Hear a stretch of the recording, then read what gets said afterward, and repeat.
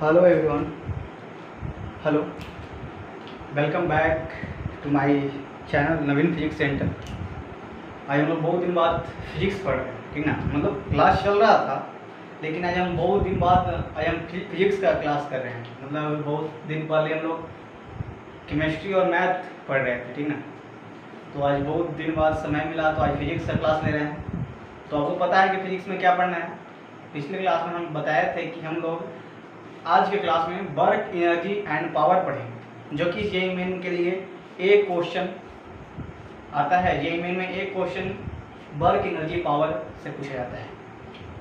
Work, energy, power, work, power, energy कुछ भी बोलिए, ठीक ना। और नीट के लिए भी बहुत ही लाभदायक चैप्टर है, ठीक ना। तो आप इसे अच्छा से पढ़िएगा, ठीक ना। जो नए बच्चे हैं तो इस चैनल को सब्सक्राइब करें, और आप हमें कहीं भी देख रहे हो तो आप हमें फॉलो कीजिए। हर जगह आप नवीन फिजिक्स सेंटर सर्च कीजिए, हम मिल जाएंगे, ठीक है। तो चैनल पर नया बच्चा है कोई तो सब्सक्राइब करेगा। तो क्लास की ओर प्रस्थान करते हैं। जो वीडियो नहीं देखा है वो प्ले लिस्ट में जाएगा और देखेगा, ठीक है। तो क्लास की ओर प्रस्थान करते हैं। तो सबसे पहली बात, वर्क, पावर और एनर्जी। वर्क, पावर, एनर्जी में सबसे पहला पार्ट है वर्क, ठीक ना। इसको बारे में पढ़ेंगे, पावर के बारे में पढ़ेंगे, एनर्जी के बारे में पढ़ेंगे। लेकिन पहला है वर्क। वर्क क्या है भाई, इसके बारे में हम जानेंगे और वर्क के बारे में हम पढ़ेंगे, ठीक है। तो जेईई मेन के लिए इम्पोर्टेंट है भाई, ठीक ना। तो आप लोग सही से पढ़िएगा, ठीक है। देखो वर्क क्या है उसके बारे में जानेंगे। वर्क क्या है ना भाई, पहले आपको हिंदी में सुनाते हैं, उसके बाद इंग्लिश में बोलेंगे। जब कोई पार्टिकल पे फोर्स लगता है, मान लो कि यह एक पार्टिकल है, ये क्या है, पार्टिकल है, क्या है यह पार्टिकल है। इस पे अगर फोर्स लगाते हैं, इस पे क्या लगाए हम, फोर्स लगाए। कोई पार्टिकल पे अगर हम कुछ फोर्स लगाते हैं और वह कुछ डिस्प्लेसमेंट तय कर लेता है। जब हम किसी वस्तु में फोर्स लगाते हैं तो वह कोई कुछ डिस्प्लेसमेंट तय कर लेता है। मान लो कि इतना डिस्प्लेसमेंट है, क्या कर लिया, तय कर लिया, ठीक। तो हम समझेंगे कि वहां क्या हुआ, वर्क हुआ। तो आपको कुछ दिमाग में लगा, वर्कडन क्या है, वर्क क्या है। Work, work is said to be done if a particle, यानी कि जब कोई फोर्स किसी वस्तु पे फोर्स लगाता है, जब किसी वस्तु पे फोर्स लगता है तो कुछ डिस्टेंस क्या कर लेता है, तय कर लेता है, दूरी, ठीक ना। तो वो क्या कहलाएगा, वर्क कहलाएगा। यानी कि work is said to be done if a force acting on a particle, यहाँ पर लिख लीजिए, work is done, work is said to be done, ठीक ना। पहले आप लिख लीजिए, थोड़ा सा समझ में आया ना वर्क क्या है। Work is said to be done if a particle, work is said to be done, work is said to be done if a force acting on a particle,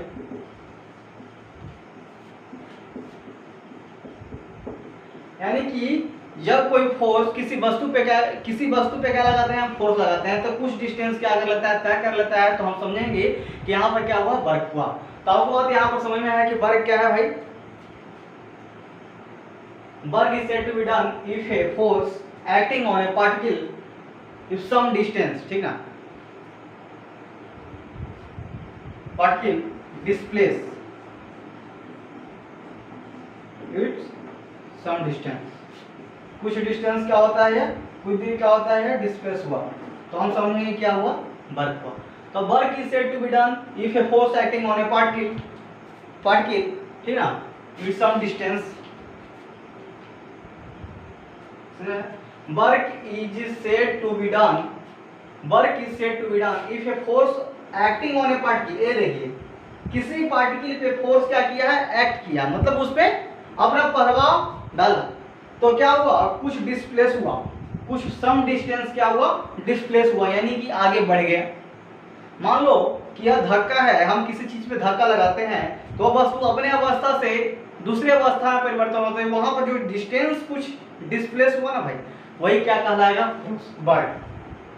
तो आप लोग इंग्लिश में लिखिएगा, work is said to be done ठीक ना। Work is said to be done if a force acting on a particle it displace some its distance. ठीक है, ठीक है।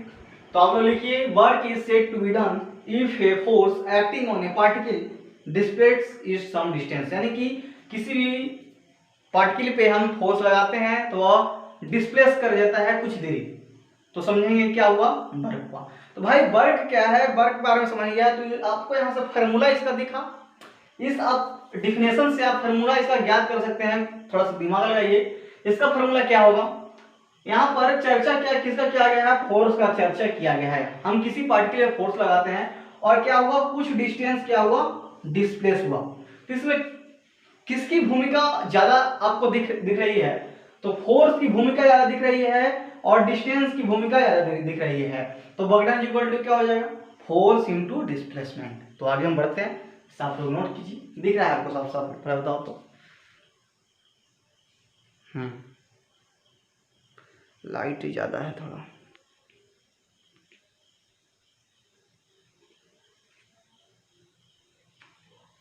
ठीक है। चलो ऊपर हेडिंग वर्क लिख लेते हैं। क्या हुआ समझ में, और आज हम एनएलएम यानी कि न्यूटन लॉ ऑफ मोशन का आज हम क्वेश्चन बैंक भी करेंगे, ठीक है।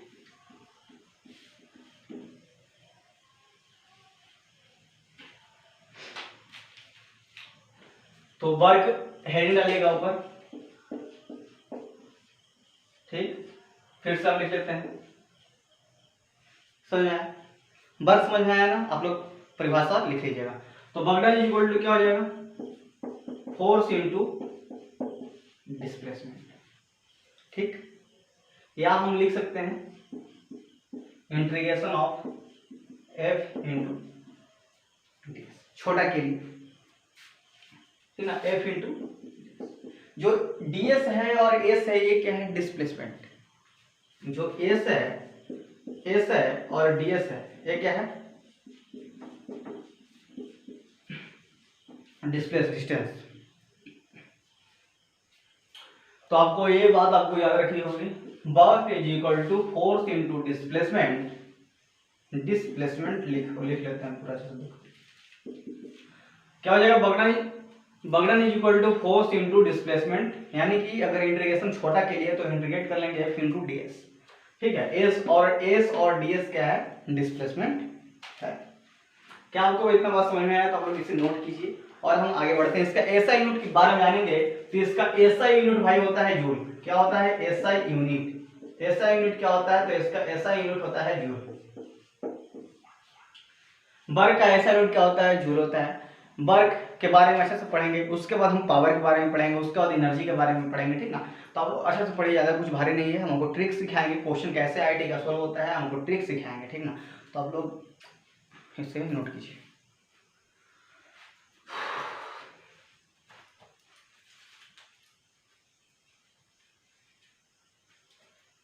चलो नोट जल्दी से कर लो। और वर्क को, ये जो बगड़न है ना, बगड़न को हम दो प्रकार में डिवाइड किए हैं, एक कांस्टेंट फोर्स, बगड़न भाई कांस्टेंट फोर्स, एक वेरिएबल फोर्स। कांस्टेंट फोर्स में कौन आता है भाई, तो कांस्टेंट फोर्स में ए वाला आ जाएगा, और वेरिएबल फोर्स यानी कि वेरिएबल में क्या आ जाएगा, ए वाला। यानी कि इसमें क्या होता है कि कांस्टेंट होता है, इसमें होता है वेरिएबल। तो आपको कांस्टेंट और वेरिएबल के बारे में अच्छे से पता होगा। जब हम आपको मैथमेटिकल टूल बता रहे थे तो क्या कांस्टेंट और वेरिएबल में आपको हम अंतर बताए थे, यानी कि डिफरेंस बताए थे। तो आप लोग समझ में आ रहा होगा, तो आप लोग जल्दी से नोट कीजिए। आगे हम बढ़ते हैं, कितने प्रकार में वर्क को बांटा गया है, तो हम लोग मान लेते हैं इसको दो प्रकार में बांटते हैं भाई, ठीक है। कितने प्रकार में बांटे हैं, हम दो प्रकार में इसको बांटते हैं। क्या पहला क्या है, constant force,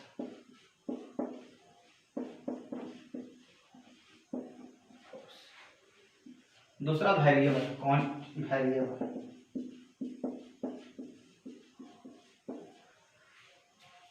work done by variable force, work done by, यहाँ पर बगड़न लिख दो, अच्छा लगेगा, बगड़न लिख दो, work done by constant force, work done by variable force, work done by.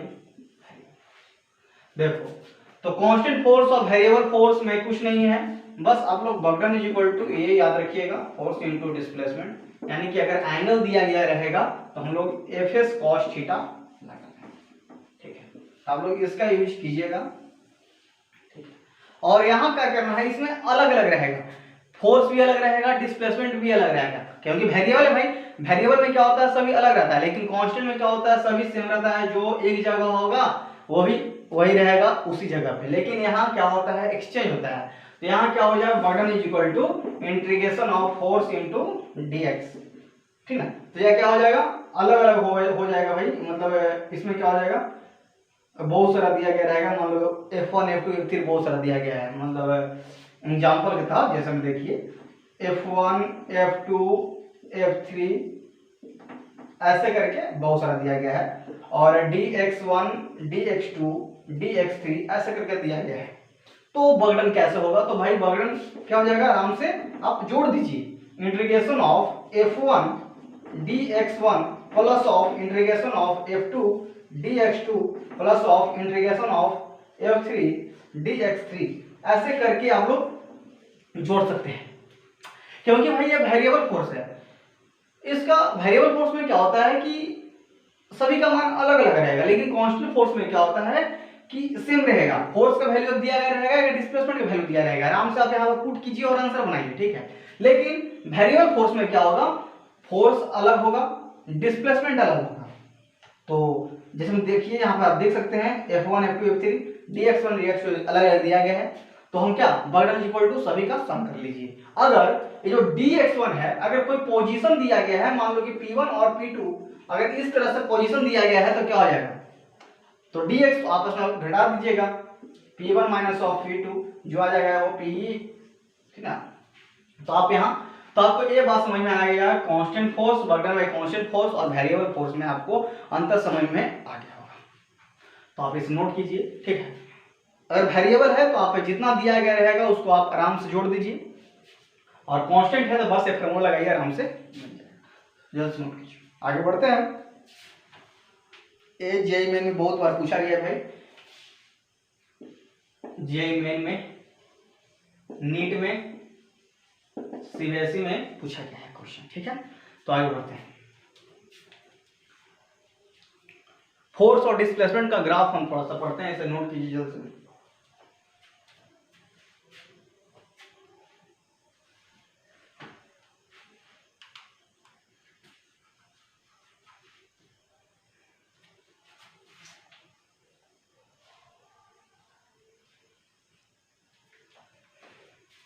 हटाते हैं, जो लोग नया बच्चा है चैनल को सब्सक्राइब करेगा, ठीक है, और अपने दोस्त के पास बताएगा, भेजेगा इसको। जितना हम पढ़ाएंगे उससे बाहर नहीं पूछेगा, आप लोग सही से पढ़िएगा।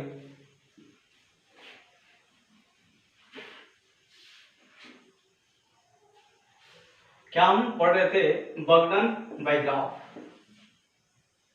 Work done by, work done of force और डिस्प्लेसमेंट ग्राफ। तो वर्कडन इक्वल टू ही ना होता है जी, वर्कडन इक्वल टू होता है फोर्स इनटू डिस्प्लेसमेंट ना। तो हम फोर्स और डिस्प्लेसमेंट का हम ग्राफ पढ़ेंगे, ठीक है। फोर्स और डिस्प्लेसमेंट का हम क्या पढ़ेंगे, ग्राफ पढ़ेंगे, ठीक है। तो फोर्स और डिस्प्लेसमेंट का हम ग्राफ पढ़ेंगे, force and displacement F and dx, force displacement graph. यहां पर आप लोग लिख लीजिए, फोर्स डिस्प्लेसमेंट ग्राफ।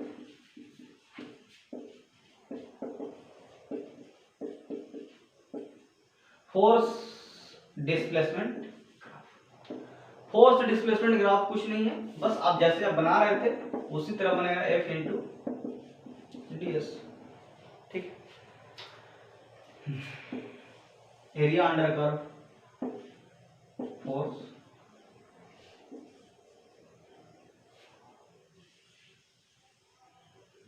देखिए इस तरह है। और अगर इस तरह मतलब एक और आगे करके मतलब दिया गया, जैसे ऐसा दिया गया, और अरे छोटा और पार्ट उसको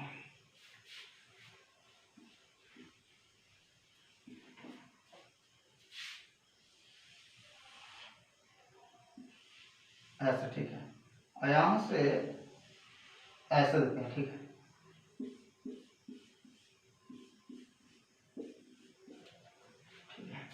ये क्या है, ये एरिया नंबर 1 है। क्योंकि ये पॉजिटिव क्यों हुआ, हम पॉजिटिव लिए क्यों हुआ, क्योंकि ये ऊपर साइड है, पॉजिटिव साइड है, ये भी क्या होगा, पॉजिटिव होगा। ये क्या है, A2 एरिया है, प्लस A2 एरिया है। ए लेकिन भाई निगेटिव हो जाएगा माइनस ऑफ A3। क्यों निगेटिव हुआ, क्योंकि यह नीचे है। आपको ए पता है ना जी, X axis Y axis positive किधर होता है, निगेटिव किधर होता है, तो बस थोड़ा सा वही है। तो ये देखिए समझ आ रहा है क्या हो, यहाँ पर area under graph, area under graph, ठीक है। तो आप लोग बस फोर्स डिस्प्लेसमेंट ग्राफ समझ में आ गया। आगे बढ़ते हैं, आप लोग नोट कीजिए, इसे पूछा गया है सीबीएसई में, ठीक है। आप लोग देखिएगा जाके, जल्द से नोट कीजिए, दिख रहा है सबको।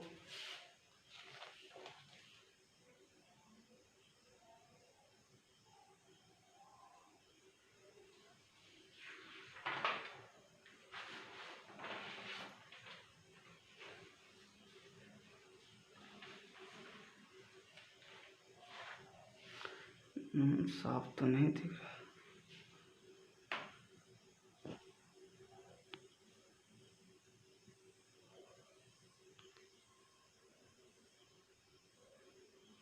अब दिख रहा है, अब दिख रहा है साफ।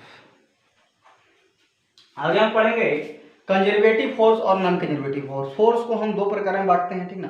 फोर्स को हम दो प्रकार में बांटते हैं भाई, ठीक ना, कंजर्वेटिव फोर्स और नॉन कंजर्वेटिव फोर्स। फोर्स कितने प्रकार के होते हैं, तो फोर्स दो प्रकार के होते हैं, पहला कंजर्वेटिव फोर्स, दूसरा नॉन कंजर्वेटिव फोर्स। तो भाई कंजर्वेटिव फोर्स में कौन कौन से फोर्स आते हैं और नॉन कंजर्वेटिव फोर्स में कौन कौन फोर्स होते हैं, और कंजर्वेटिव फोर्स में बर्डन क्या होता है, नॉन कंजर्वेटिव फोर्स में बर्डन क्या होता है, राउंड ट्रिप में बर्डन क्या होता है, नॉन कंजर्वेटिव में बर्डन क्या होता है। तो इसके बारे में हम लोग जानेंगे आगे, ठीक है। तो आप लोग इस तरह से नोट कीजिए, ठीक है। तो आगे हम पढ़ेंगे फोर्स को हम दो प्रकार में डिवाइड किए हैं, पहला कंजर्वेटिव फोर्स और दूसरा नॉन कंजर्वेटिव फोर्स,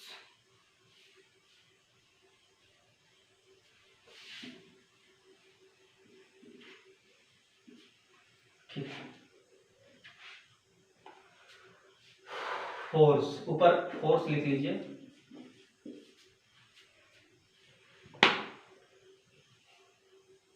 ऊपर फोर्स लिख लीजिए, ठीक है। फोर्स को दो प्रकार में बांटा गया है, पहला कंजर्वेटिव फोर्स, कंजर्वेटिव फोर्स, दूसरा नॉन कंजर्वेटिव फोर्स।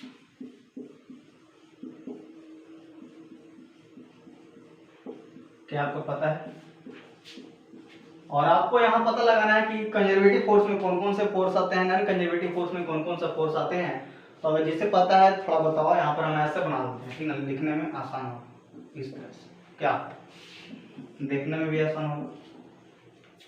तो सबसे पहले हम सुनेंगे कंजर्वेटिव फोर्स में अगर हम वन राउंड ट्रिप अगर करते हैं तो बर्डन इसमें क्या होता है, कंजर्वेटिव फोर्स में सीधा सीधा हम लोग याद रखिएगा, सीधा कंजर्वेटिव फोर्स में बर्डन क्या होता है, 0 होता है। तो पहला पॉइंट आप लोग लिख लीजिए, इसमें क्या होता है, बर्डन 0 होता है, पहला पॉइंट, ठीक। समझ में आया। इसमें कौन कौन से फोर्स आते हैं, कंजर्वेटिव फोर्स में कौन कौन से फोर्स आते हैं, तो यहां पर आप लोग लिख लीजिए gravitational force, gravitational force, electric force, देखो यार कितना पसीना बह रहा है, ठीक है, थोड़ा हेल्प करो, ठीक है। Gravitational force, electrostatics force, electrostatics force, ठीक है, स्प्रिंग फोर्स, तो चैनल को बड़ा करने में मदद कीजिए भाई, ETC, ठीक है। समझ आया। इसमें क्या होता है कि बर्डन 0 होता है। इसका एग्जांपल इसमें कौन कौन से फोर्स आते हैं, तो gravitational force, electrostatic force, spring force. और इसमें क्या होता है कि इसमें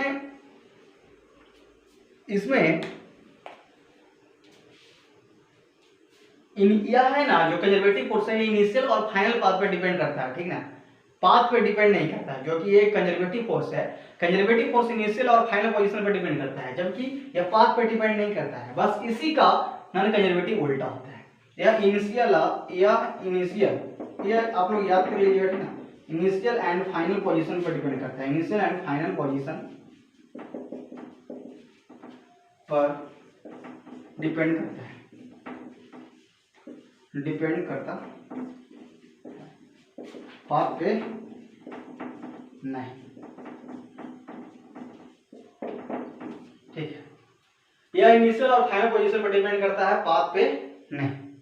क्या आपको बात समझ में आया? क्या आपको बात समझ में आया? यह है कंजर्वेटिव फोर्स का इतना सारा, आप लोग इसमें याद करना होगा। कंजर्वेटिव फोर्स में बर्डन जीरो होता है, ग्रेविटेशन, इसका example gravitation force, electrostatic spring force और बहुत सारा।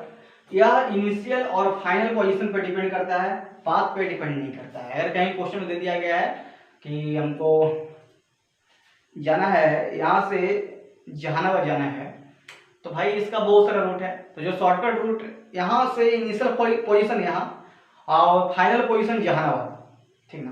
तो इनिशियल और फाइनल कंजर्वेटिव फोर्स में हमको पाथ पे डिपेंड नहीं करना है, हम पाथ ही से जाए, जरूरी नहीं हम हेलीकॉप्टर से उड़ के जाएंगे जैसे पहुंचे। ठीक, इसका इनिशियल और फाइनल पे डिपेंड करता है, पाथ पे डिपेंड नहीं करता है। और नॉन कंजर्वेटिव फोर्स क्या होता है? यह बर्डन जीरो के बराबर नहीं होता है। ठीक है, बर्डन जीरो के बराबर नहीं होता है। बर्डन में जो वन राउंड ट्रिप, इसमें क्या होता है? Burden one round trip, burden यहाँ पे लिख दो one round trip, one round trip, burden one round trip इसमें जीरो होता है। इसमें burden one round trip is not zero, trip is not, इसमें एक राउंड ट्रिप जीरो के बराबर नहीं होता है। इसका एग्जांपल क्या हो जाएगा? फ्रिक्शनल फोर्स, जो कि हम लोग पढ़ेंगे, एनएलएम में भी पढ़े थे। और यह पाथ पे डिपेंड करता है, पाथ पर डिपेंड करता है। लगता है खत्म हो गया। क्या आपको समझ में आया? Force there are two types, conservative, non conservative.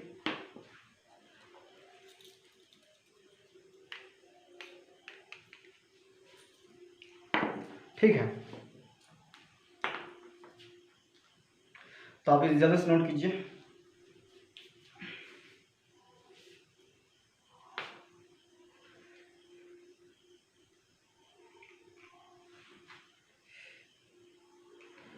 और ये आपको याद है जी, बर्डन में ग्रेविटेशनल फोर्स क्या होता है? बर्डन में gravitational force is equal to mgh। आप लोग याद रखिएगा। अब कैसे हुआ ये सब आपको हम, जो क्लास चल रहा है रेगुलर, आप उसमें ऐप पे देख सकते हैं।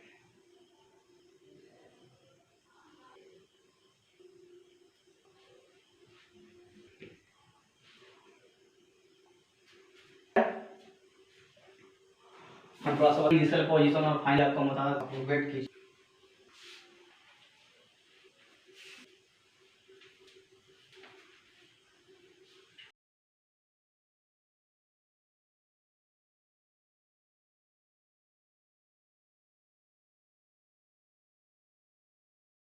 क्या आप यूपीएससी, बीपीएससी, इंजीनियरिंग, मेडिकल एवं 11-12 की प्रिपरेशन कर रहे हो और आपसे हार्ड से हार्ड न्यूमेरिकल नहीं बन पा रहे हैं, तो टेंशन लेने की कोई बात नहीं है, क्योंकि तुम मास्टर ब्लास्टर नवीन कुमार का लेक्चर देख रहे हो। मैं आपको एंड ट्रिक सिखाऊंगा, जिससे हार्ड से हार्ड प्रॉब्लम बनेगा सेकंडों में, और बोलेगा सो जा बच्चा, मास्टर ब्लास्टर नवीन कुमार आ रहा है। मैं आपके लिए धमाकेदार एंट्री के साथ तगड़ा क्लास लेके आ रहा हूँ, जिसमें 20,000 lecture, 30,000 question and recorded video and live classes, और आपको यहाँ अमेजिंग वीडियो इस क्लासरूम में मिलेगा, जिससे आप आसानी पूर्वक इंजीनियरिंग एंड मेडिकल एवं ऑफिसर्स का एग्जाम क्रैक कर सको, क्योंकि मैंने ठाना है अब हर गरीब का बच्चा बनेगा डॉक्टर। तो आइए हम सब मिलकर इस चैनल को बड़ा बनाने में मदद करते हैं, और सभी दोस्तों से नम्र निवेदन है कि आप मेरे चैनल को ज़्यादा से ज़्यादा बढ़ाइए और शेयर कीजिए, और चैनल पे आए हैं तो सब्सक्राइब करिए और सपनों की उड़ान भरिए। और आपको डेली रात को 9 बजे लाइव क्लासेस मेरे पेज नवीन फिजिक्स सेंटर पे आपको मिलेगा, और इंस्टाग्राम पे आपको जुड़ना है तो नवीन 2227 कुमार सर्च कीजिए, मैं आपको मिल जाऊंगा। और आप हर जगह कहीं नवीन फिजिक्स सर्च कीजिए, मैं आपको मिलूंगा कहीं भी हो।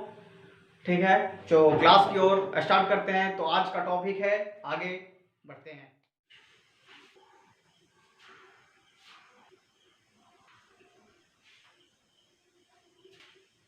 तो थोड़ा सा याद कर लीजिएगा, बॉगडन में ग्रेविटेशनल हर जगह इसका भी जाएगा फोर्स। बॉगडन में ग्रेविटेशनल आएगा mgh। थोड़ा सा हम बताते हैं इनिशियल पोजीशन और फाइनल पोजीशन। थोड़ा सा दिमाग लगाइएगा, देखिए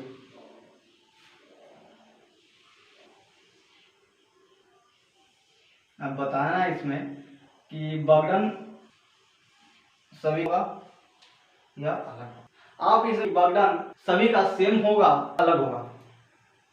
भाई अभी हम बताएं कि इनिशियल पोजीशन पे डिपेंड करता है, पाथ पे डिपेंड नहीं। तो इसका इनिशियल पोजीशन फाइनल पोजीशन ये है, इसका इनिशियल पोजीशन फाइनल पोजीशन ये है, इनका फाइनल ये है। तो क्या सेम होगा? तो इसका किसी पास से जाइए, किसी पास से जाइए, बॉगडन क्या होगा? बॉगडन क्या हो जाएगा? क्या होगा समझ आया? Body force equal to mgh। और ये आप एग्जांपल आप याद रखना है कि इनिशियल फाइनल पोजीशन पर है, पाथ पे रहता है, तो ठीक ना, किसी भी तरह से बॉगडन सेम मिलेगा। ठीक है, ग्रेविटेशनल फोर्स इक्वल टू, याद कीजिए इसे। नेक्स्ट बढ़ते हैं।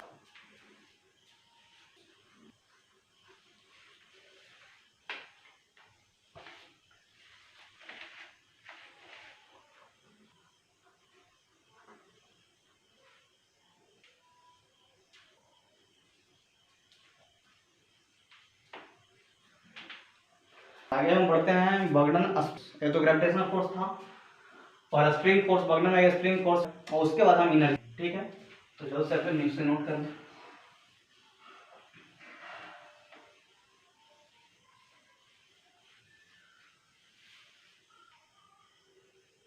याद कर लीजिएगा, बॉगडन में स्प्रिंग फोर्स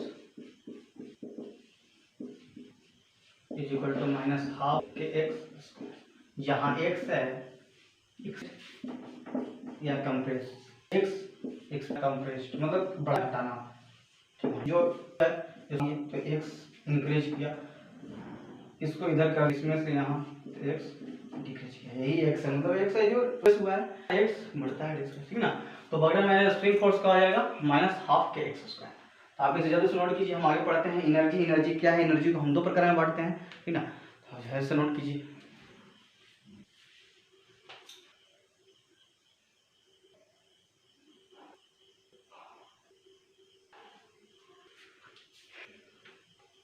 चलो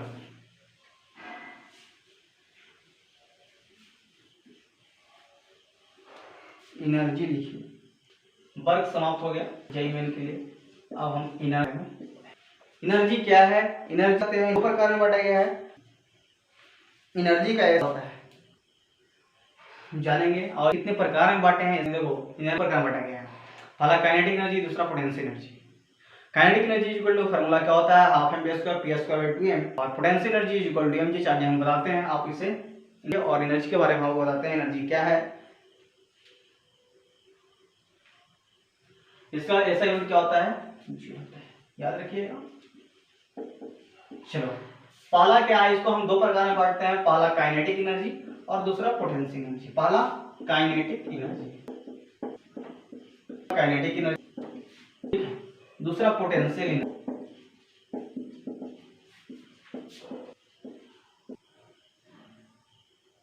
पोटेंशियल एनर्जी, काइनेटिक एनर्जी क्या होता है, इसका डेफिनेशन देखिए। काइनेटिक एनर्जी क्या है, उसका डेफिनेशन देखो। यह डिफाइन होता है post due to its motion, या इसमें क्या होता है? मोशन होता है, और इसमें क्या होता है?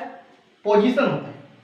दोनों में बहुत अंतर है। इसमें हर जगह मोशन होगा काइनेटिक एनर्जी में, और पोटेंशियल एनर्जी में पोजीशन का चर्चा किया जाएगा। ठीक है, टाइम कितना हो भाई?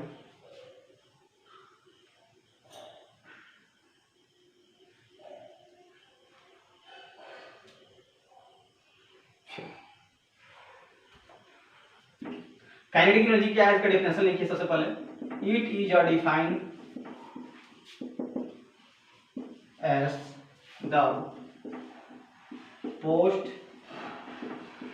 ड्यू टू इट्स, हम बोले ना कि ये क्या होता है, इसमें हम मोशन के बारे में चर्चा करते हैं, और पोटेंशियल एनर्जी में हम लोग किसके बारे में चर्चा करते हैं, तो पोजीशन के बारे में चर्चा करते हैं। यहाँ पर बाई छूट गया, energy post by a particle, by a particle, यहाँ पर लिख लीजिएगा by a particle. It define as the post by a particle due to its motion, इसके मोशन में करते हैं, और इसमें क्या होता है, बस मोशन जब आप लोग पोजीशन लिख लीजिएगा। It is define as the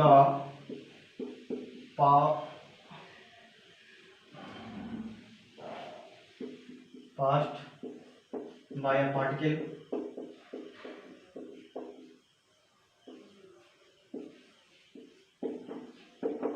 due to its, ठीक है। पोटेंशियल एनर्जी में क्या होता है, पोजीशन होता है, इसमें क्या होता है, मोशन होता है, ये थोड़ा सा अंतर है, ठीक है। और तो kinetic energy equal to formula क्या होता है वो लिखेंगे, ठीक है। तो यहाँ पर आपको दिख रहा है भाई, काइनेटिक एनर्जी इक्वल टू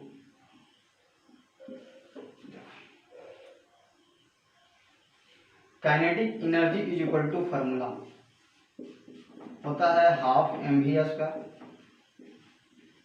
या पी स्क्वायर बटा टी एम, और हम जानते हैं कि पी इज एम वी होता है क्या, linear momentum, p is equal to m v होता है, या पढ़े कहीं p is equal to m v, तो पी की जगह पर हम कैसे लिख सकते हैं, एम वी, यानी कि एम स्क्वायर वी स्क्वायर बटा 2m, एम से एम कैंसिल, यानी कि हाफ एम वी स्क्वायर।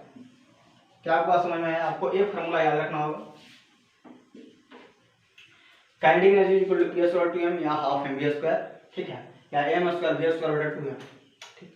और पोटेंशियल एनर्जी में क्या हो जाएगा, पोटेंशियल एनर्जी में फार्मूला हो जाएगा mgh, पोटेंशियल एनर्जी में क्या हो जाएगा, mgh। 1 मिनट में आते हैं भाई,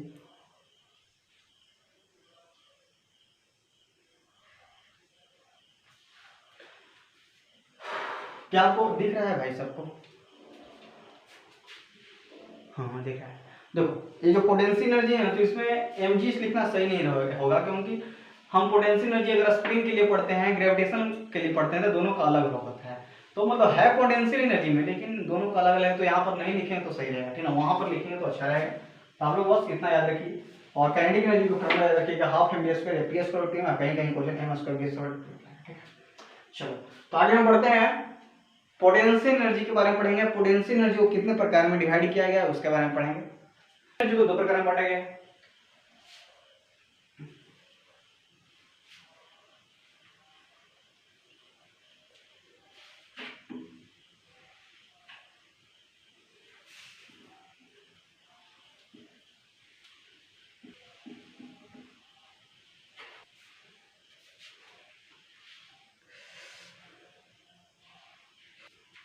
दिख रहा है जी, पोटेंशियल एनर्जी यहाँ पर लिख दीजिए, अभी डिफिनेशन तो हम लिखवा दिए हैं पोटेंशियल एनर्जी का, डेफिनेशन तो इसको हम लिखवा दिए, इसको हम दो प्रकार में बांटा गया है, बांटते हैं, ग्रेविटेशनल पोटेंशियल एनर्जी या स्प्रिंग पोटेंशियल या इलेक्ट्रिक पोटेंशियल एनर्जी को। Gravitational potential energy of gravitational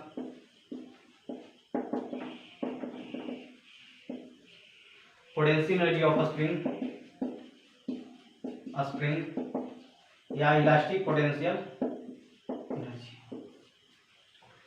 potential energy of spring क्या होता है भाई, अगर इस देखिए इसमें आप याद रखिएगा, अगर एक जगह कहीं जीरो है तो एक जगह कन्फर्म है कि mgh है।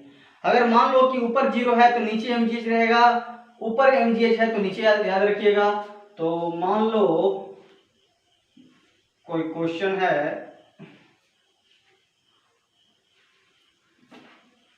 इस तरह से कोई क्वेश्चन है, इंक्लाइन प्लेन, यहां से बॉल को गिराया गया है, तो यहाँ पे क्या है, वेलोसिटी, अगर यहाँ पर अगर ग्रेविटेशन पोटेंशियल अगर mgh है तो यहाँ पर क्या हो जाएगा, जीरो हो जाएगा, ठीक है। यहाँ पर क्या हो जाएगा, अगर यहाँ पर अगर जीरो होता है तो यहाँ पर क्या हो जाएगा, mgh। तो आपको बात यहाँ पर समझ में आया कि gravitation potential energy of gravitation क्या होता है कि एक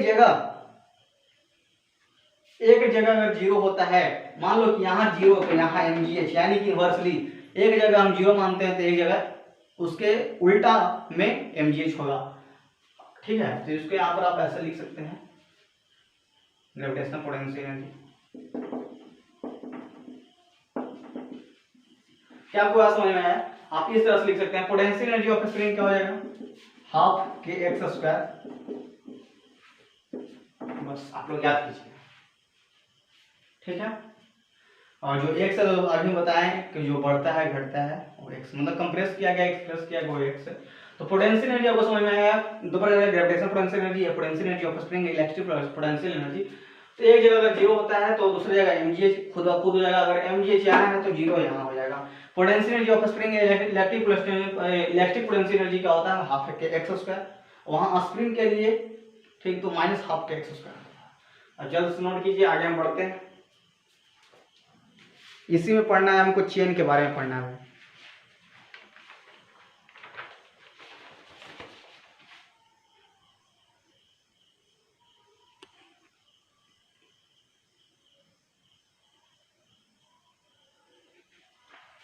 दिख रहा है सभी को भाई?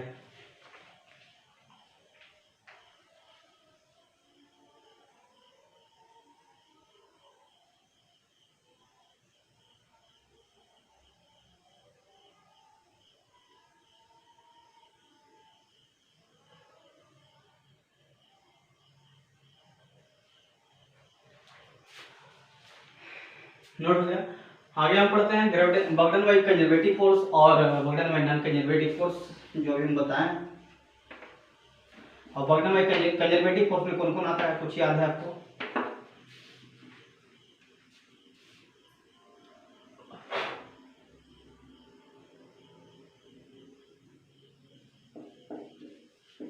बर्डन बाई कंजर्वेटिव फोर्स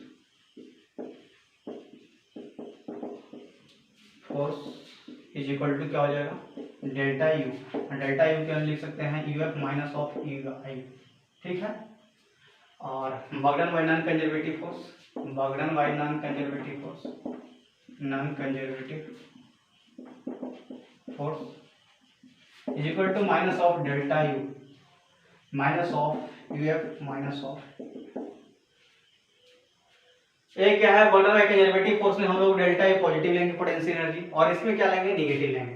तो आपको यहाँ पर थोड़ा सा समझ में आया, हम बता रहे हैं कि आप बताइए कि कंजर्वेटिव फोर्स में क्या क्या ग्रेविटेशन होता था, इलेक्ट्रोस्टैटिक फोर्स होता था। तो कहीं क्वेश्चन में इस तरह से दे दिया gravitation force is equal to क्या हो जाएगा, तो घबराना नहीं, डेल्टा यू ही होगा, ठीक ना। और नॉन कंजर्वेटिव फोर्स में माइनस डेल्टा यू। जो नॉन कंजर्वेटिव फोर्स है ना भाई, इसको हम इस तरह से बोल सकते हैं, बर्डन एक्सटर्नल बोल सकते हैं, बर्डन एक्सटर्नल फोर्स, या दूसरे बोल सकते हैं पुली के माध्यम से बोल सकते हैं। तो अगर इस तरह से कहीं क्वेश्चन आया तो माइनस डेल्टा यू हम लिख सकते हैं। क्या आपको समझ में आया? चैट में कौन कौन? चलो ठीक।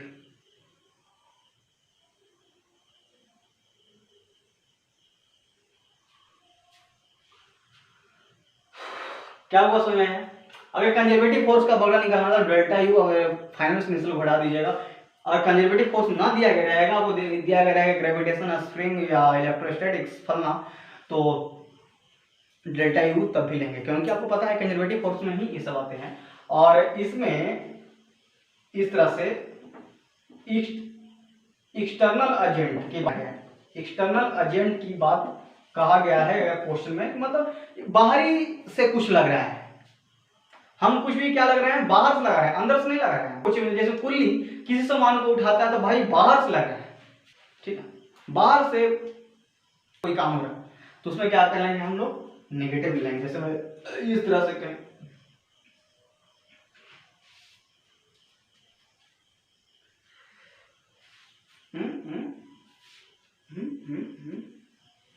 अरे उल्टा हो गया भाई, यहाँ पे आप लोग बगल में कंजर्वेटिव फोर्स में माइनस डेल्टा यू लेंगे, और एक्सटर्नल में हम उल्टे लिखा गया है ना, एक्सटर्नल में पॉजिटिव लेंगे, और बगल में कंजर्वेटिव फोर्स यानी कि ग्रेविटेशन स्प्रिंग इलेक्ट्रोस्टैटिक फोर्स, इस समय माइनस डेल्टा यू लेंगे, यानी कि कंजर्वेटिव में माइनस डेल्टा यू लेंगे। और एक्सटर्नल की बात कहा जाए या कुली बोले इस समय का अगर प्रयोग किया जाए तो पॉजिटिव में पोटेंशियल एनर्जी लेंगे।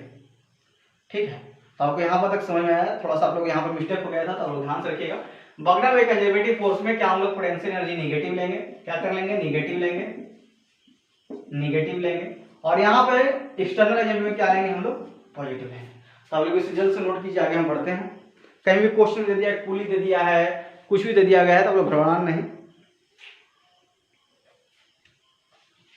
और यहाँ पर आपको थोड़ा सा हम लाते हैं, बर्टन में conservative force is equal to minus delta. इस तरह से आपको कहीं क्वेश्चन में दे दिया तो आप लोग घबराइए नहीं, सिर्फ क्वेश्चन कैसे बनेगा उस तरह से हम बता रहे हैं भाई।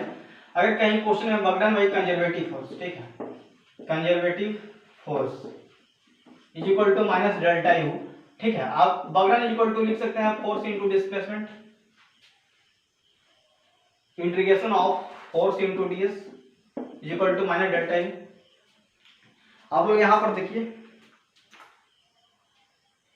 ऐसे लिख दो, क्या इस तरह से हम लिख सकते हैं? यहां पर सब छोटा है तो यहां पर भी छोटा लिख दीजिए, ठीक ना। तो फोर्स इज इक्वल टू क्या हो जाएगा, माइनस डी यू बटा डीएस। देखिए देखो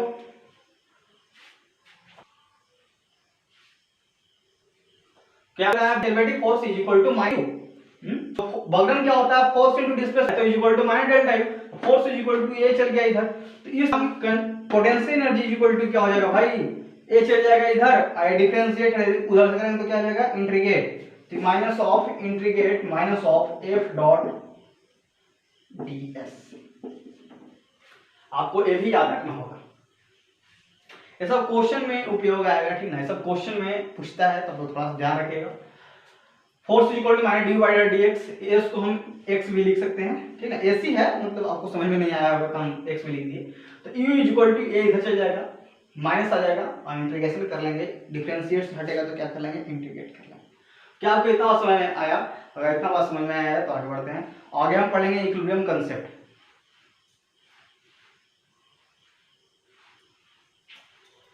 ठीक है, आगे हम पढ़ेंगे इक्विलिब्रियम कंसेप्ट। क्या पढ़ेंगे आगे? हम पढ़ेंगे इक्विलिब्रियम कंसेप्ट।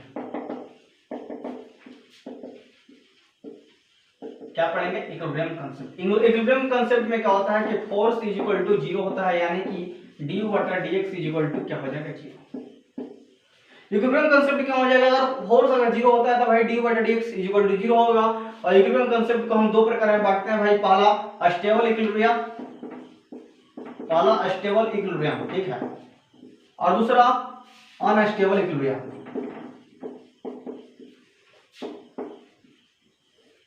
तो स्टेबल इक्विलिब्रियम में क्या हो जाएगा, स्टेबल इक्विलिब्रियम पोटेंशियल एनर्जी क्या होता है, मिनिमम होता है, एनर्जी क्या होता है, मिनिमम होता है। और अनस्टेबल में क्या होता है, पोटेंशियल एनर्जी क्या होता है, मैक्सिमम होता है। और ये दोनों के केस में, ये दोनों के केस में डी बटा dx is equal to zero होगा। आपको बात थोड़ा सा आपको दिमाग में डालना होगा, इक्विलिब्रियम कांसेप्ट क्या होगा, ये फोर्स इसमें क्या होता है, जीरो होता है, डी बटा dx is equal to zero. इसको हम इक्विलिब्रियम कांसेप्ट को दो प्रकार में बांटा गया, पहला स्टेबल, दूसरा अनस्टेबल। स्टेबल में पोटेंशियल एनर्जी मिनिमम होता है, अनस्टेबल पोटेंशियल एनर्जी मैक्सिमम होता है। और ये दोनों के केस में क्या होता है, डी बटा dx is equal to zero होता है। ये दोनों के केस में डी बटा dx is equal to zero होता है। क्या आपको बात इतना बात समझ में आया? मजा आएगा, मतलब अगर सही से आप लोग पढ़े हैं ना तो मजा आएगा, ठीक है। ठीक है, तो आगे बढ़ते हैं, जैसे नोट कीजिए इसको। जे में पूछा गया क्वेश्चन,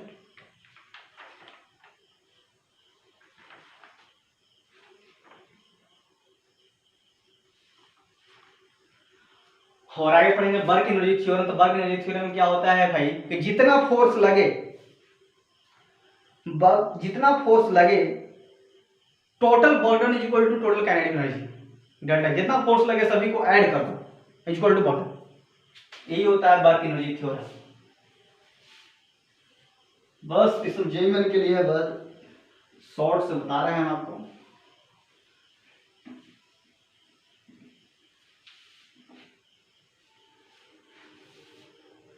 क्या हम बोल रहे हैं भाई, वर्क एनर्जी थ्योरम।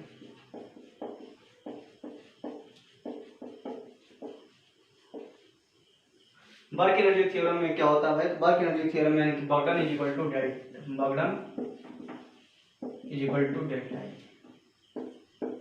सभी मतलब कोई बॉडी पे जितना फोर्स लग रहा है सभी को ऐड कर दीजिए इक्वल टू बर्डन। समझ आ रहा है? ये होता है वर्क एनर्जी थ्योरम। कुछ नहीं, अगर नहीं बुझा तो आप इसी का उपयोग कीजिएगा। जितना भी फोर्स लगे, कुछ भी लगे, बर्डन स्प्रिंग फोर्स लगे, ग्रेविटेशनल फोर्स लगे, इलेक्ट्रोस्टैटिक, सभी को ऐड कर दो आई इक्वल टू बर्डन।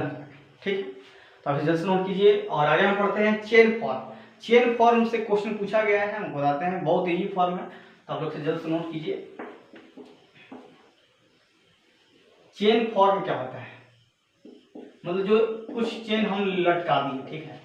मान लो कि कोई टेबल है, एक क्या है, मान लो कि मेरा टेबल है, ठीक है, यहाँ पर से ये चेन है,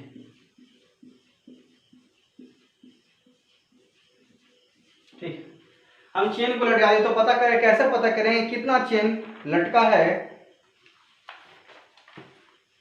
हमको निकालना है बर्डन। चेन क्वेश्चन का बर्डन निकालना है, पोटेंशियल निकालना है। तो इसका चेन फॉर्म का बर्डन क्या हो जाएगा, आप लोग ये शॉर्टकट ट्रिक है, mg/2 into fraction of hanging part, fraction of hanging part का होल स्क्वायर। एक क्या है, शॉर्टकट ट्रिक है क्वेश्चन सोल्व करने के लिए। इसे लॉ में बहुत जाना पड़ेगा आपको, ये आपको फार्मूला आपको याद रखना, VBI इंपॉर्टेंट फार्मूला है, शॉर्ट ट्रिक। ठीक है, आप डायरेक्ट इस फार्मूला का उपयोग कर सकते हैं। बर्डन इज इक्वल टू क्या हो जाएगा, mgl/2 into fraction of hanging part का होल स्क्वायर, और potential energy is equal to क्या हो जाएगा जी, माइनस ऑफ mgl/2। ये पोटेंशियल एनर्जी हो जाएगी।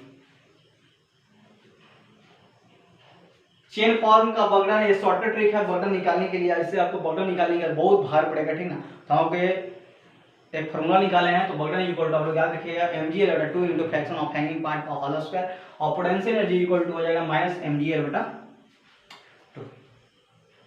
ठीक है, और आगे हम बताए हैं कि कंजर्वेटिव फोर्स में माइनस डेल्टा ही होता है, और एक्सटर्नल की बात हो तो वहां पर हम पॉजिटिव लेंगे। जैसे नोट कीजिए।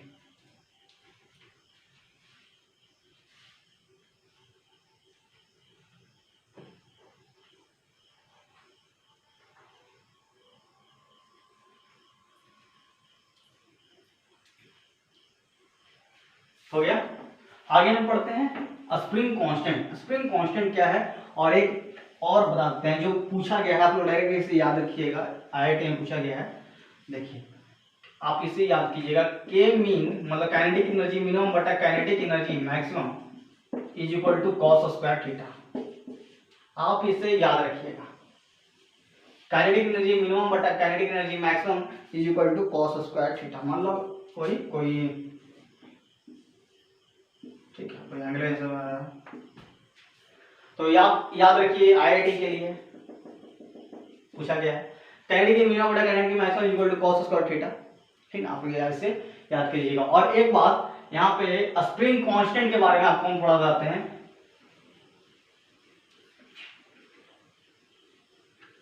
स्प्रिंग कांस्टेंट क्या है, जितना हम पढ़ा रहे हैं उससे बाहर नहीं पूछेगा, आप लोग सिर्फ सही से पढ़िएगा। क्या होता है, के इनवर्सली ऑफ एल, मतलब लेंथ के स्प्रिंग कांस्टेंट क्या होता है, इनवर्सली होता है। स्प्रिंग कांस्टेंट को हम के से रिप्रेजेंट करते हैं, यानी कि के इनवर्सली एल। अगर दो दिया गया रहेगा, यानी कि k1 बटा k2 इज इक्वल टू लिख सकते हैं L2 बटा L1। देखिए, आप लोग इसे याद कीजिएगा, स्प्रिंग कांस्टेंट क्या होता है, लेंथ के क्या होता है, इनवर्सली होते हैं। ये बात आपको याद रखनी होगी। क्या होते हैं, kinetic energy spring constant length के इनवर्सली होता है, यानी कि अगर दो दिया गया तो इस तरह से हम कर सकते हैं। जस्ट नोट की, आगे बढ़ते हैं, पावर पढ़ते हैं।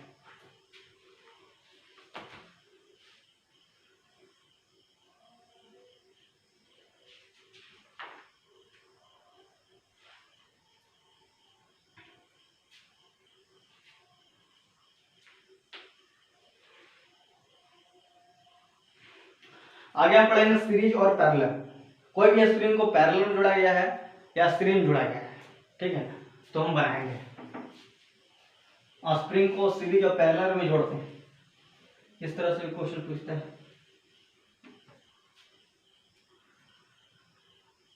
पहला,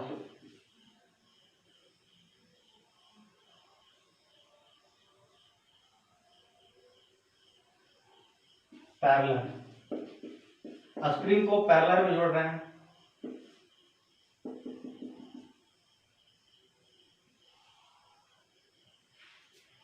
टाइम कितना हो भाई?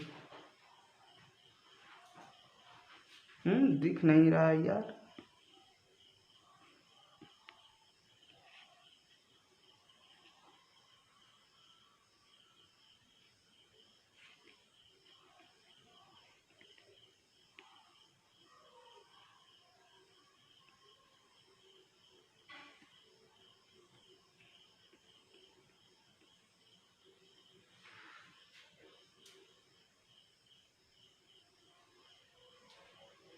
स्प्रिंग इन पैरेलल है यहाँ पर एकदम, स्प्रिंग इन पैरेलल।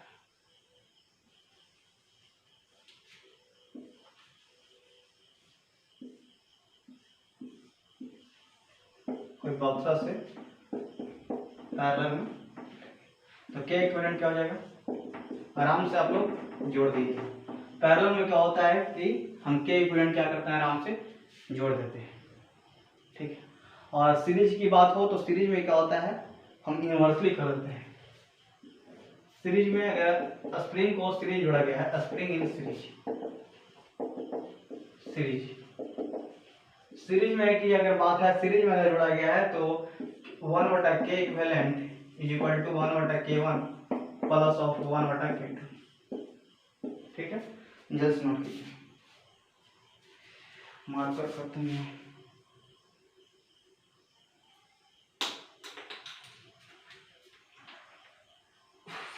और ये आप थोड़ा सा यहाँ पे याद रखिएगा नोट पॉइंट में, x proportional of m. Question में IIT में पूछा गया है कि एक कार है, एक ट्रक है, दोनों मूव कर रहा है, इस तरह से दिया गया है, ठीक ना। उसमें हमारा यूज की प्रोपोर्शनल ऑफ एम। आगे हम पढ़ेंगे पावर के बारे में, पढ़ेंगे पावर क्या है। उसके बाद एक क्लास, उसके बाद हम मोमेंटम पढ़ेंगे, उसको पढ़ेंगे, और उसके बाद रोटेशन पढ़ेंगे। और अभी क्लास है लॉ ऑफ मोशन का बैंक चल रहा है, ठीक है। IIT में पूछा गया, JEE में पूछा गया, नीट में पूछा गया, उसमें 0 से नोट कीजिए।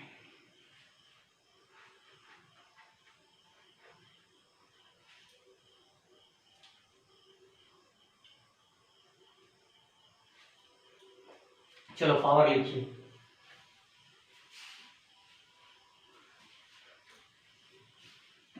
पावर हेडिंग डालो। समय है, जो नया बच्चा है चैनल सब्सक्राइब करेगा, ठीक है। पावर हेडिंग डालिए। पावर, इसका ऐसा यूनिट क्या होता है, जूल पर सेकंड, या लिख सकते हैं हम वाट, ठीक ना। जूल पर सेकंड लिखिए या वाट लिखिए, ऐसा लिखेंगे तो सब उल्टा समझ जाए, ठीक है। क्या हुआ जूल पर सेकंड, तो हमको बताते हैं। तो power is equal to formula होता है वर्क डन बटा टाइम। वर्क डन को हम लिख सकते हैं force into displacement. Work done के कितना होता है जी, जूल होता है ऐसा यूनिट, तो क्या हुआ जूल पर सेकंड हुआ, फोर्स इनटू डिस्प्लेसमेंट बटा टाइम। एस बटा टी को हम लिख सकते हैं भी, तो क्या एफ इनटू भी हुआ। तो क्या देखिए, आपको इतना फॉर्मूला आपको याद रखना होगा पावर में। Power is equal to work done बटा टाइम। पावर वर्क को लिख सकते हैं फोर्स इनटू डिस्प्लेसमेंट, और एस बटा टी को, इसको एस बटा टी को हम भी लिख सकते हैं, तो एफ इनटू भी। तो यहाँ से पावर निकल गया, तो पावर इक्वल फॉर्मूला आप लोग याद रखिएगा। और थोड़ा सा हमको कुछ ट्रिक बताते हैं, क्वेश्चन कैसे सॉल्व होगा, पूछा गया है, जल्द से नोट कीजिएगा आप लोग। देखिए आप लोग, ये थोड़ा सा इंपॉर्टेंट पॉइंट है, इसको आप याद रखिएगा। तो भी पर टी के पावर 1/2 और एस प्रोपोर्शनल टी के पावर 3/2, ये आपको याद करना होगा, ठीक है। आपको याद करना होगा, क्वेश्चन में पूछा गया है, पूछा भी है IIT बहुत बार। आपको इस फॉर्मूला को याद रखिएगा। अगर कहीं क्वेश्चन में भी और टी का रिलेशन दिया हो तो आप इस तरह से याद कर सकते हैं, एस और टी में रिलेशन इस तरह से